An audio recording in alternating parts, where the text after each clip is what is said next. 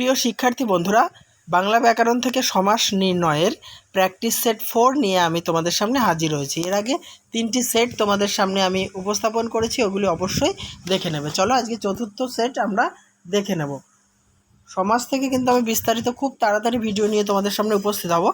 দেখো, শ্বাসরোধী এই সমাসবদ্ধ পদটিকে আমরা যদি ব্যাসবাক্য নির্ণয় করি তাহলে লিখতে হবে শ্বাসরোধ করে যা, উপপদ তৎপুরুষ সমাস। অন্ধকার, অন্ধের ন্যায় আকার, উপমান কর্মধারায়। আবার অন্ধ করে যে, উপমিত কর্মধারায়। নেক্সট, ক্ষীণকণ্ঠে মানে ক্ষীণ যে কণ্ঠ তাতে। দেখো, ক্ষীণকণ্ঠ যদি বলতো ক্ষীণ যে কণ্ঠ হতো, ঠিক আছে। আর যেহেতু ক্ষীণকণ্ঠে হচ্ছে তাই ক্ষীণ যে কণ্ঠ ব্যাকেটে তাতে, কর্মধারায় সমাস।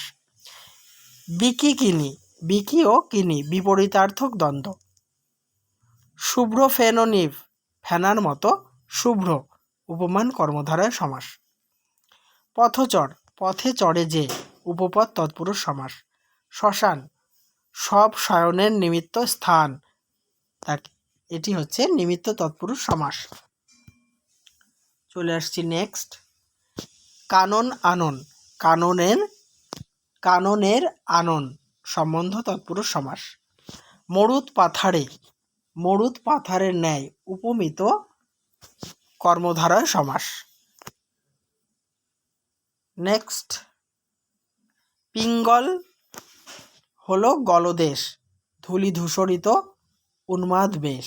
তার মানে এখানে সমাসবদ্ধ পদটি করা হয়েছে ধূলি ধূসরিত। একে বিশ্লেষণ করলে আমরা পাবো ধূলি দ্বারা ধূসরিত, করণ তৎপুরুষ সমাস। নেক্সট, বিজয় শঙ্খ, বিজয়ের নিমিত্ত শঙ্খ, এটি নিমিত্ত তৎপুরুষ সমাস। কাল বৈশাখী, কাল রূপ বৈশাখী, রূপক কর্মধারায় সমাস।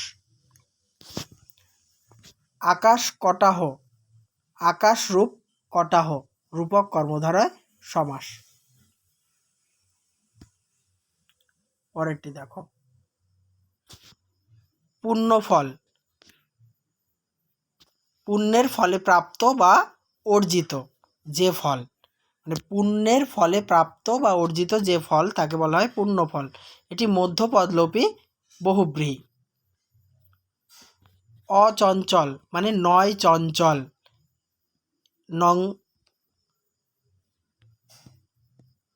নং তৎপুরুষ, এটা নং বহুব্রীহি করেছে কেন আমি বুঝতে পারছি না, তো এটা নং তৎপুরুষ হবে।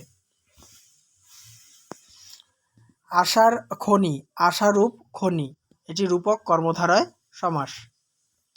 বজ্রমণি, বজ্রের মতো উজ্জ্বল মণি, উপমান কর্মধারয়।